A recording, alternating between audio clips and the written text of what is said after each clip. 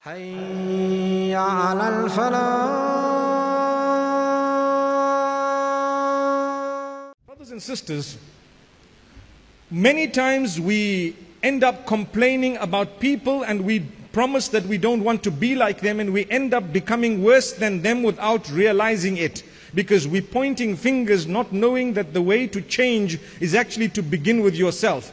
إِنَّ اللَّهَ لَا يُغَيِّرُ مَا بِقَوْمٍ حَتَّى يُغَيِّرُوا مَا بِأَنفُسِهِمْ.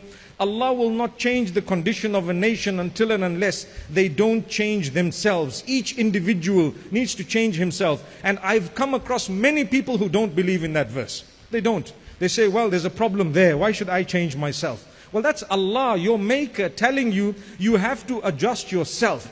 When there is an issue and a problem, it might be that that person is harassing you, troubling you, making your life difficult, but you need to at the same time look at how you are reacting, how you are. Perhaps you might have caused a situation and now you're sitting with it and you're just blaming everyone else because they've become worse than you. They've become worse than you as a result of what you triggered off.